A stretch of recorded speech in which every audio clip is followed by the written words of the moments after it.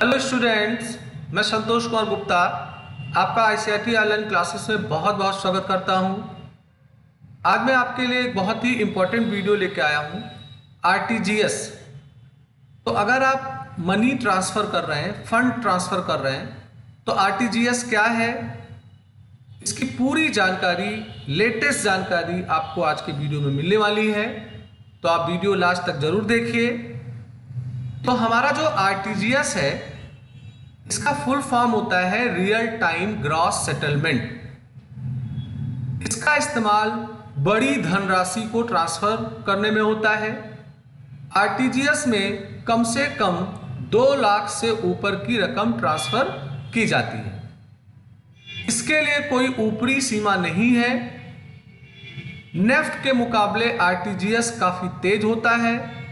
इसमें पैसा तुरंत एक अकाउंट से दूसरे अकाउंट में ट्रांसफर होता है, जबकि नेफ्ट ट्रांसफर में थोड़ा वक्त लगता है। आरटीजीएस सर्विस का इस्तेमाल कोई भी अकाउंट होल्डर कर सकता है। तो देखिए, अगर आप ऑनलाइन पैसा फंड ट्रांसफर करने की बात कर रहे हैं, तो जो सबसे पहला इलेक्ट्रॉनिक फंड का माध्यम था वो हमारा नेफ्ट था। तो जो नेफ्ट बना 2005 में, तो उस समय जिन्होंने भी उसको बनाया होगा, उनकी जो भी सोच रही होगी, उस आधार पे उसको बनाया होगा। तो नेफ्ट में ये दिक्कत थी कि पैसा फंड तुरंत ट्रांसफर नहीं होता था। एक बैच बनता था और उसके आधार पे पैसा ट्रांसफर होता था। हाँ, नेफ्ट का बेनिफिट ये था कि मिनिमम 1 रुपीज से भी हम उसका प्रयोग कर सकते हैं। पर अगर आपको कोई बड़ा रकम, कम से कम 2 लाख या 2 लाख से ऊपर का करना हो और आप तुरंत चाहते हैं कि हमारा पैसा हमारे बेनिफिशियरी को मिल जाए, तो उसके लिए आरटीजीएस का प्रयोग किया जाता है। 26 मार्च 2004 को आरटीजीएस की सर्विस शुरू की गई थी। पहले यह सुविधा सिर्फ 4 बैंकों में थी। अब इसमें 237 बैंक्स, वित्तीय संस्थाएं जुड़ी हैं, जिससे रोजाना 4.17 लाख करोड़ रुपए का ट्रांजैक्शन होता है। अकेले नवंबर 2020 में आरटीजीएस से 57.96 लाख करोड़ रुपए का ट्रांजैक्शन हुआ। 2 लाख से ऊपर के लिए आरटीजीएस की सुविधा का इस्तेमाल किया जाता है। जुलाई 2019 में आरबीआई ने नेफ्ट और आरटीजीएस को चार्ज मुक्त भी कर दिया है। उससे पहले इस पे चार्ज लगता था। तो ओवरऑल आरटीजीएस 2 लाख से अबव अमाउंट के लिए होगा और क्विक पैसा ट्रांसफर होगा, रियल टाइम ट्रांसफर होगा।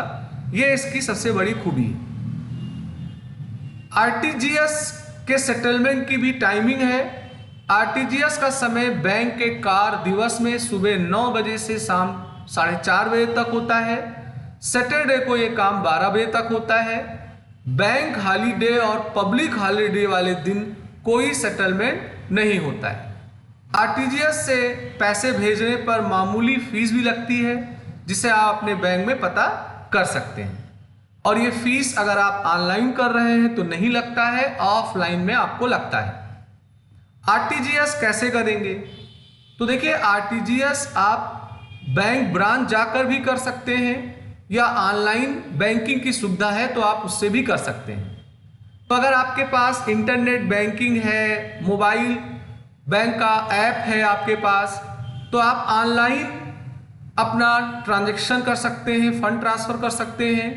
इसमें आपको बेनिफिशियरी का डिटेल देना होता है, उसका अकाउंट नंबर, उसके बैंक का नाम और उसका आईएफएससी कोड, और आप आरटीजीएस से वो पैसा ट्रांसफर करेंगे। आपका कोई भी पैसा उस पर नहीं लगेगा।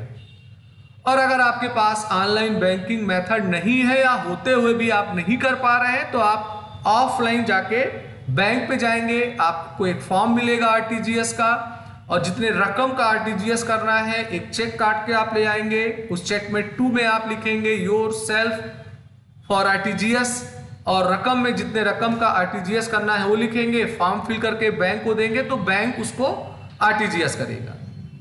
तो अगर आप देखें कि इस पे कुछ चार्जेस लगते हैं कि नहीं लगते हैं, तो ऑनलाइन अगर आप कर रहे हो, इंटरनेट बैंकिंग है, आई मोबाइल है, तो ऐसे स्थिति में इस पे कोई चार्जेस नहीं है।